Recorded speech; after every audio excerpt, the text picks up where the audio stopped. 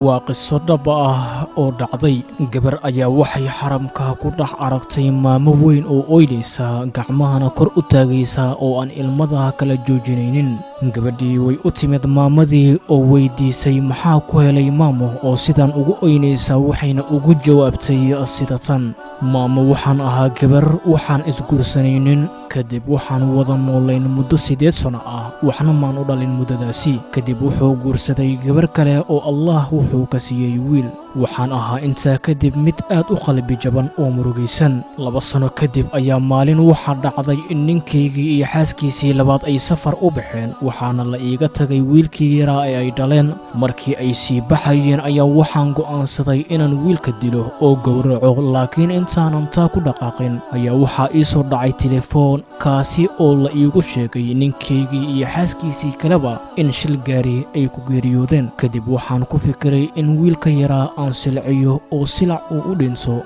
Waan garaacay, weliba garaacis uu weliba la mir doorsoomay, weliba isagoo ku dhawaaqaya maama maama. waxaana ku dhex tuuray maqaasinka isagoo mir doorsoomay. wuu soo naaxay saacado kadib isagoo leh maamo caano. haddana mar labaad ayaan garaacay ilaa uu ka mir doorsoomay, waxaana ku soo xiray maqaasinkii mar labaad. wax yar kadib waxaa i qabtay hurdo.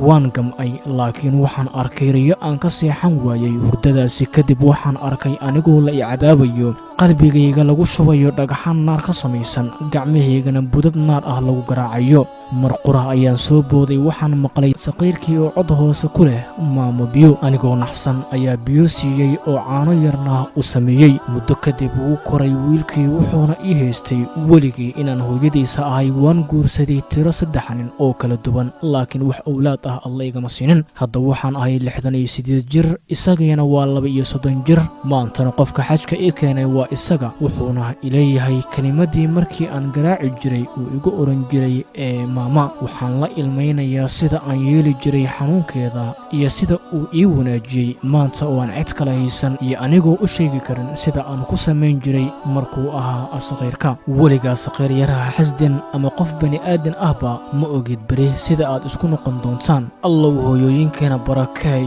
kana yeel kuwa carruurtooda xilli weliba jecel. daba walaal, qisadani sii sheergareey oo la wadaag asxaabtaada si ay waano iyo tusaalooyin ugu noqoto.